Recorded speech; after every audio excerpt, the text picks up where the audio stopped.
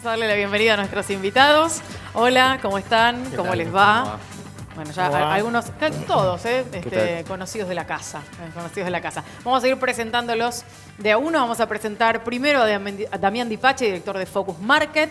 Bienvenido, gracias por estar. Lucas Romero, analista de Sinopsis Consultores. Estoy haciendo como todo un lío con acá. Lucas y Damián, ahí estamos. Y Federico Furiase. Cambió el look, Federico Furiase. Está como, ¿no? Sí. No voy a decir nada. Lo voy a dejar Decirle ahí. que le queda bien. Me sorprendí. Fue como lo vi, me sorprendí. Pero para bien o para mal. No, está bien. Pero un cambio así como contundente. Cambio contundente también se dio en el transcurso de estas últimas horas a partir de una decisión tomada por el Gobierno Nacional de definir como coordinador económico al ministro Duhovne. ¿Cómo leyó la economía, los mercados y el exterior y demás esta decisión? ¿Cambia en algo o sigue siendo algo más de lo mismo? A ver, a mí me parece que haya una coordinación económica en un proceso donde claramente estamos yendo al Fondo Monetario Internacional y va a haber un ajuste inevitable para reducir ese déficit fiscal, es algo que debía suceder porque había una descoordinación económica. Ahora, que sea Duhovne quien coordine ese equipo económico, a mí me parece medio, no me parece un gran aliciente hacia el mercado, porque el 28 de diciembre también Duhovne fue parte. Es decir, estaba el presidente del Banco Central, el jefe de gabinete y el ministro de Hacienda. Entonces, a mí me parece que tampoco es la gran fortaleza mostrar que haya una coordinación para un proceso que es tratar de acordar una negociación con el Fondo Monetario Internacional y decidir una disminución más rigurosa del déficit fiscal, ¿no? ¿Es casualidad o no que justo hoy haya renunciado Vladimir Werning, o Werning, como querramos pronunciarlo, que era un hombre el que se mencionaba incluso para reemplazarlo a Duhovne? Bueno, me parece que son, sí, señales al mercado.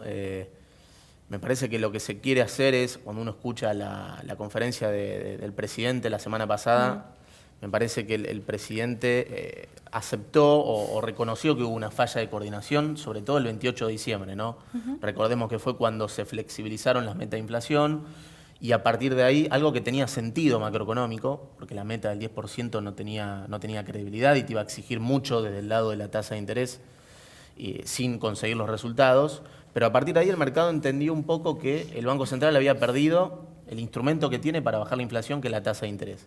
Y eso fue como un detonante para que se retire el mercado de las DEVAX y genere toda esta presión cambiaria que estamos sufriendo ahora los efectos, ¿no? La tasa del 40, el traslado a precios, en una economía que venía acumulando desequilibrios estructurales, ¿no? El déficit de la cuenta corriente, el déficit fiscal y estos vencimientos de LEVAX. Me parece que estas son señales.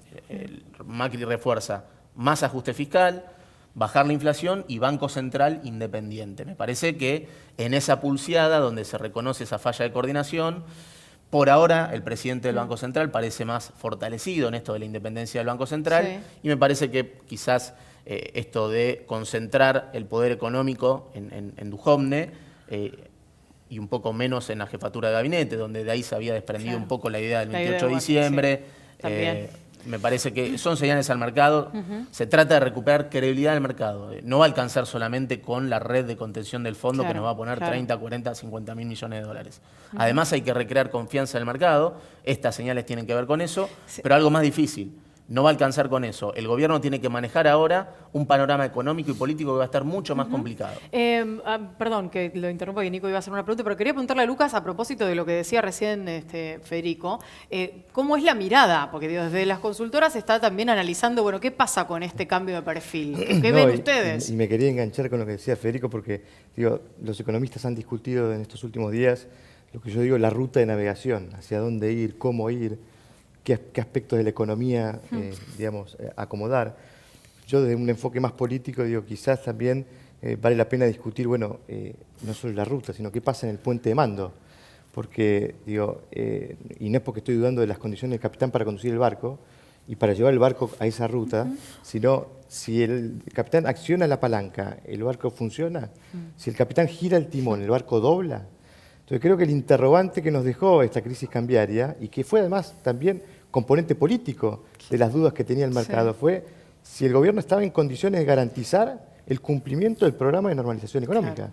Más aún ahora un gobierno negociando con el fondo digamos, si el gobierno va a estar en condiciones de cumplir las condiciones que el fondo le imponga desde el punto de vista político, ¿no? Y creo que ese es el dato que surge hoy desde el Congreso, de un principio de acuerdo del gobierno con la oposición, creo que es una señal positiva en esto que decía Federico hacia los mercados, de que el gobierno controla a los actores de la oposición para de alguna manera demostrar que está en condiciones de orientar el barco en esa dirección. Sí, perdón, ¿no? De corto plazo eso puede dar cierto optimismo una vez que esté el anuncio del fondo, pero me parece que de mediano plazo queda un escenario económico. Ahora vamos a ver los efectos, ¿no? de esta tasa en 40 que se requiere para que no se vayan los inversores del EVAX, un traslado a precios que va a ser complicado en los meses de mayo, junio, y eso le va a sacar poder adquisitivo al salario, y eso va a complicar más el frente político. Me parece que la clave está ahí.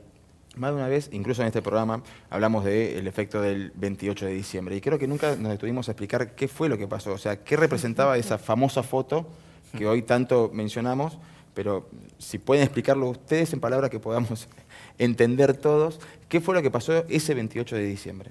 Bueno, en realidad, el 28 de diciembre se flexibilizaron las metas de inflación. Hay que recordar que hasta el 28 de diciembre el ajuste fiscal era gradual, iba por un sendero muy gradual, pero el Banco Central era muy ansioso a la velocidad que quería bajar la inflación. Eso generaba una descoordinación que básicamente lo que generaba es una tasa muy alta para el ritmo al que querés bajar el déficit fiscal, atrasaba el dólar y generaba pérdida de competitividad en las exportaciones. Eso era un problema macroeconómico. Además, el Tesoro se quería financiar en el mercado local y tenía que pagar esas tasas del LEVAC que eran muy altas. Entonces, todo eso generaba un problema. Se flexibilizó las metas de inflación, pero lo que generó incertidumbre a partir de eso, el Banco Central bajó las tasas de interés muy rápido y el mercado empezó a percibir que a partir de eso ya el presidente del Banco Central no estaba al mando, no tenía el control de la tasa de interés, porque no encontró que tenía tanta justificación para bajar la tasa de interés desde el lado de la inflación.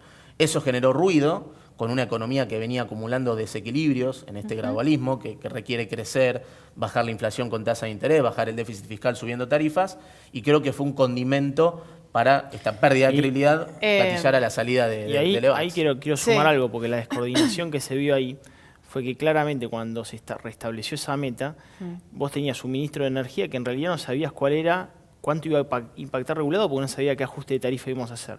Se habían liberado las naftas, no sabíamos qué tipo de aumento de nafta íbamos a tener. Y obviamente también había pesos excedentes en el mercado por parte de la emisión, que es lo que dice él. La realidad es que la expectativa era mucho más, había mucho más expectativa de inflación de la propia reconsideración de la pauta.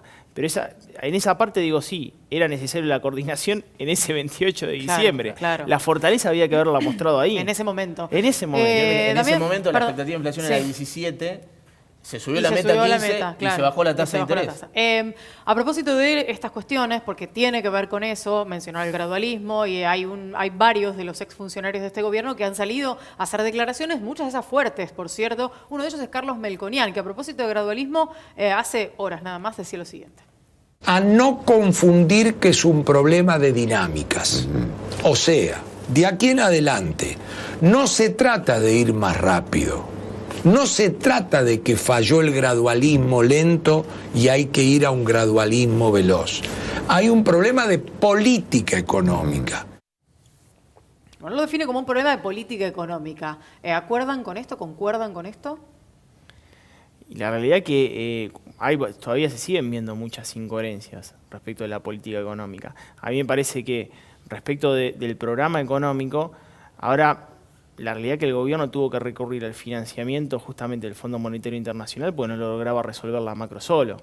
Entonces, ¿va a poder establecer un plan económico gradualismo? ¿Podemos seguir llamando gradualismo? Yo creo que no. Me parece que el gradualismo terminó con esa negociación con el fondo. Entonces, me parece que sí hay un problema de política económica y se vienen muchos problemas. ¿Por qué?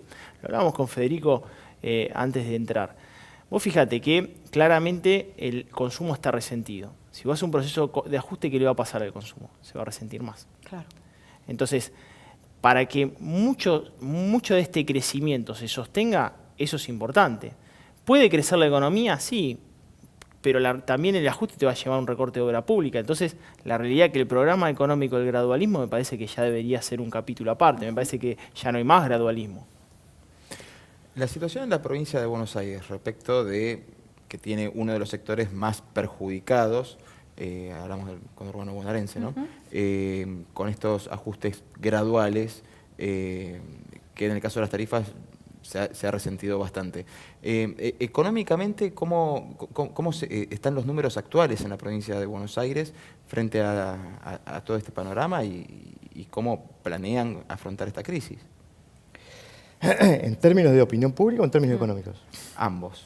En términos de opinión pública, lo que vos tenés, creo que Melconian hace foco claramente en el análisis del programa económico. El secretario del Tesoro de Obama, Jack Lowe, cuando visitó la Argentina, dijo la mejor política económica es la que es sustentable políticamente. Y creo que no hay que desconocer que este gobierno tiene que administrar un trade-off entre los condicionamientos políticos y los objetivos de política económica. Y claramente, en términos políticos, lo que está produciendo este desgaste en términos de popularidad ha sido la inflación. Si hay una variable que explica la ponderación de la gente del desempeño del gobierno, es la preocupación por la inflación. Cada vez que la preocupación por la inflación crece, la imagen del gobierno cae. Y esto es neurálgico en el Gran Buenos Aires, sobre todo, donde el impacto de inflación ha sido más grande y donde claramente el gobierno tiene los peores índices en materia de aprobación. Ahora, en ese mismo sentido, escuchábamos incluso hace algunas horas nada más a la gobernadora María Eugenia Vidal hacer un pedido a los empresarios para que no trasladen estos aumentos a precios o esta realidad de las turbulencias de la semana pasada a los precios. ¿Es esto posible o vamos a empezar a ver que los precios van a ser el reflejo de lo que ocurrió y probablemente también nuevamente el reflejo de la inflación del próximo mes? Es que lamentablemente eso no se evita con un pedido.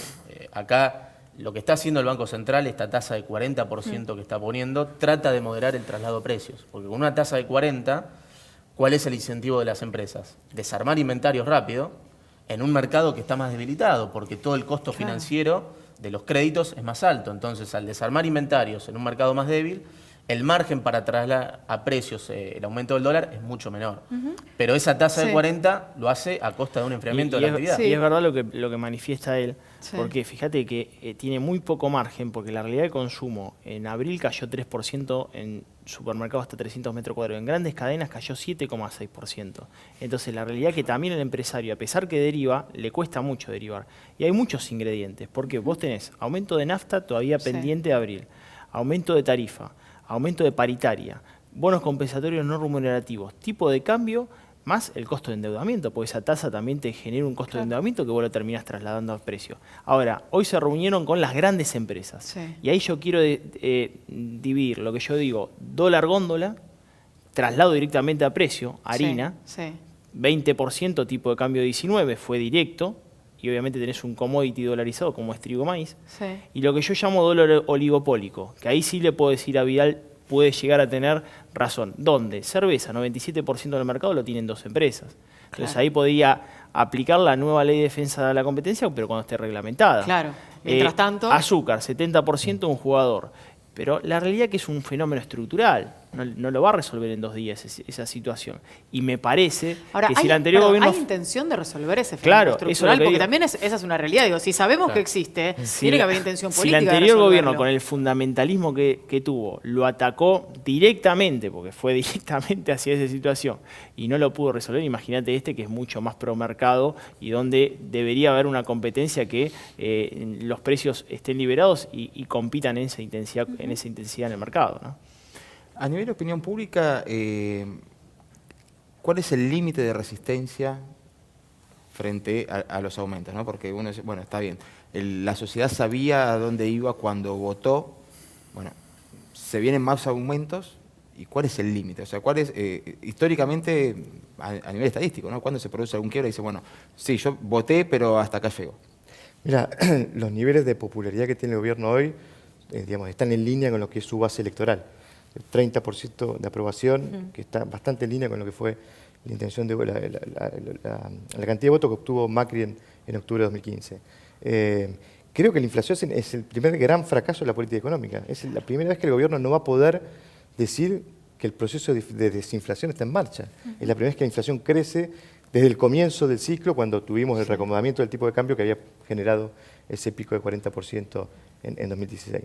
Con lo cual, ahí está asumiendo un fracaso y el impacto quizás todavía esté rezagado, porque efectivamente el traslado a precios no sucede inmediatamente después de la turbulencia cambiaria. Con lo cual, a ver, también es cierto que en términos de popularidad el gobierno perdió muchísimo apoyo en los meses de diciembre, enero y febrero.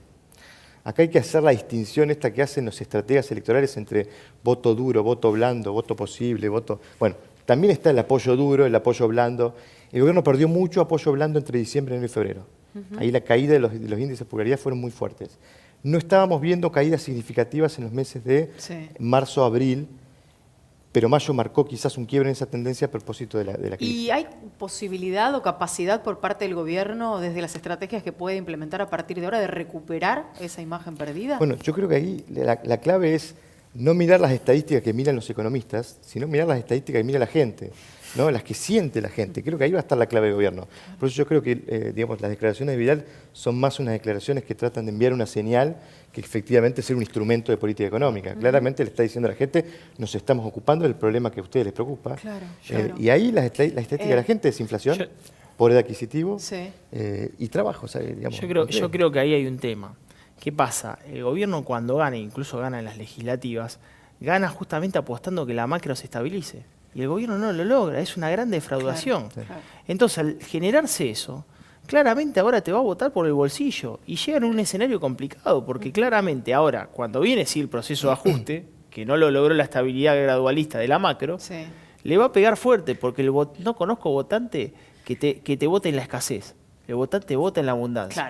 Claro. Quiero proponerles, en estos últimos 2 minutos que tenemos, hablar un poquito del tema tarifas. Recién mencionaba, Lucas, la cuestión del acuerdo dentro del Congreso de la Nación con la oposición, esta especie de espera por parte de Pichetto y compañía de a ver si el gobierno finalmente toma el proyecto Urtubey o qué va a pasar en ese sentido. Hubo declaraciones de hace horas nada más, de un par de días, creo, ayer, del ministro Cabrera relacionado con el tema de las pymes. Y la verdad que fue curioso lo que dijo. Vamos a escucharlo.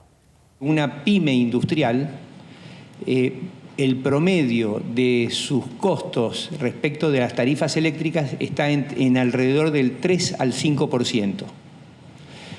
Por lo tanto, es muy poco probable que porque le suba del 2 al 3 o al 5%, suponete que fuera efectivamente muy alta la suba, es muy poco probable que eso haga que cierre una pyme industrial. Bueno, ¿es así? ¿El termómetro del ministro Cabrera está correcto?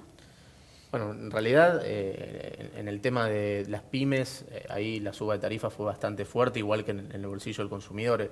El problema del gradualismo fiscal, este gobierno que fue bajando gradualmente el déficit fiscal, no se materializó en lo que es el impacto de la suba de tarifas en el bolsillo del consumidor o en las pymes. Entonces me parece que eso va a tener que graduarlo de alguna manera, pero está complicado porque el fondo te va a pedir que ajustes más el déficit fiscal y además de subir tarifas para bajar subsidios, te va a decir bajar la obra pública en el año electoral, con lo cual eso complica políticamente a Vidal, bajar las transferencias a provincias, eso también complica la negociación del gobierno con los gobernadores en el Congreso, con lo cual me parece, y además la suba del dólar lo que hace es aumenta el subsidio que tenés que hacer a electricidad, por ejemplo, porque los costos están en dólares. Entonces, fíjate todo cómo complica esta suba del dólar, todo el desequilibrio macroeconómico y sobre todo lo que es el tema tarifario. Pero ahí está la agenda de la mayor fuente para bajar el déficit fiscal, está en la suba de tarifas que te baja subsidio, con lo cual eso va a seguir. Damián, con respecto al tema pymes, concretamente. Bueno, ahí tenés dos situaciones. Ninguna pyme va a cerrar por tarifa, pero es un factor que lleva a que el cierre. O sea, no es un factor solo. A mí me parece que, vos fíjate, la CAME dice que las ventas minoristas cayeron 3% en abril y en acumulado 1,9%. Las pymes viven del mercado interno. Pyme láctea. El lácteo cayó 4,6% de las pymes lácteas, el consumo de lácteos en Argentina. Una pyme que en el 2015 pagaba 200.000 pesos de factura de gas está pagando 1.600.000. 1.600.000. Entonces, claramente, fíjate que tiene una suba muy grande de costo con caída del consumo del mercado interno. Y me decís, bueno, tarifa claramente no te va a llevar al cierre, pero el resto de los factores de caída del volumen de venta hace que vos no puedas tener la economía de escala para que la distribución en el costo pueda ser eficiente. Y me quedo también con lo que decía Lucas en el final, ¿no? El tema de la atención a las preocupaciones de la gente. Me parece que esa va a ser una clave y seguramente parte de eso es lo que está atendiendo ahora el gobierno nacional, de la mano de muchos actores que entraron a escena en los últimos días. Claramente. Seguramente. Bueno, más de lo que decía Damián van a encontrar en el libro, donde lo mostramos, díganme ustedes dónde. Ahí va. Ahí está. Economía pyme. Pensar en grande siendo pequeño, por la editorial Eudeo. Ahí va. Gracias por haber venido a todos ustedes.